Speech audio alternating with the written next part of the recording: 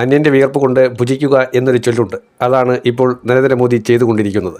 അതായത് BJP വിരുദ്ധ പാർട്ടികൾ അവർക്ക് ജനങ്ങൾ വോട്ട് ചെയ്ത് അവരെ MP മാരാക്കുന്നത് തന്നെ BJPയോടുള്ള എതിർപ്പ് കാരണവും നരേന്ദ്രമോദിയോടുള്ള ശക്തമായിട്ടുള്ള വിയോജിപ്പ് കാരണവുമാണ്. അങ്ങനെയുള്ള MP മാരെ വിലയ്ക്ക് വാങ്ങി അവരെ കൃത്യമായി ഒരു ടാഗ് പ്രൈസ് ഇട്ട് വിലയ്ക്ക് വാങ്ങി BJPക്ക് വേണ്ടി വോട്ട് ചെയ്യിപ്പിക്കുന്നു. അതിലൂടെ ലക്ഷോപലക്ഷം ജനങ്ങളെ കഴുതകളാക്കി ചാപ്പ കുത്തുന്നു. നരേന്ദ്രമോദി തൃണമൂൽ വിമതരെയും അതുപോലെ തന്നെ ഉദ്ധവ് താക്കറെ പക്ഷത്തുള്ള MP മാരിൽ ഉദ്ധവ് താക്കറയെ എതിർക്കുന്നവരെയുമൊക്കെ കയ്യിലെടുക്കുകയാണ്.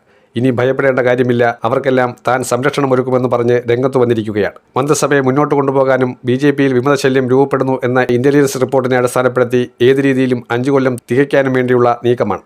മോദി ഇവിടെ 3/2 ഭൂരിപക്ഷം തികയ്ക്കാനോ അതല്ലെങ്കിൽ ഭരണഘടനാ ഭേദഗതി നടത്താനോ ഒക്കെ വേണ്ടിയാണ് ഈ കാട്ടിക്കൂട്ടുന്നത് എന്ന് തോന്നും. വാസ്തവത്തിൽ അങ്ങനെയല്ല. അദ്ദേഹം ഇത് ചെയ്യുന്നതിൻ്റെ പ്രധാന കാരണം 5 കൊല്ലവും 2029 വരെ അദ്ദേഹത്തിന് ഭരിക്കണം. എന്നിട്ട് ചരിത്രരേഖകളിൽ പുതിയ റെക്കോർഡ് തിരുത്തി കുറിക്കണം. ഇപ്പോൾ തന്നെ longest serving prime minister, elected prime minister എന്ന റെക്കോർഡിലേക്ക് തുടർച്ചയായി വന്ന വ്യക്തി എന്ന പദവിയിലേക്ക് മോദി എത്തിയിരിക്കുന്നു. നമുക്കറിയാം, ഇലക്ഷൻ ആദ്യമായി രാജ്യത്ത് നടന്നതിന് ശേഷമുള്ള പ്രധാനമന്ത്രിമാരുടെ പദവിയെക്കുറിച്ചാണ് ഇവിടെ പറഞ്ഞു വരുന്നത്. ജവഹർലാൽ നെഹ്റു 1947 തൊട്ട് പ്രധാനമന്ത്രിയായെങ്കിലും അന്ന് ഇലക്ഷൻ നടന്നിട്ടില്ല എന്നുള്ള കാരണത്താൽ പല കീഴ്വഴക്കങ്ങളുടെയും പേരിൽ മോദിക്ക് ആ പദവി തട്ടിയെടുക്കുക എളുപ്പമാണ്. വാസ്തവത്തിൽ നരേന്ദ്രമോദി ഈ 3ാം ഘട്ടത്തിൽ അദ്ദേഹത്തിന് ജനം തിരസ്കരിച്ചു, അല്ലെങ്കിൽ പ്രത്യേകമായി അദ്ദേഹത്തെ ജനം മൂലക്കിരുത്താൻ വേണ്ടിയുള്ള ശ്രമങ്ങൾ ആരംഭിച്ചു എന്നുള്ളതാണ്.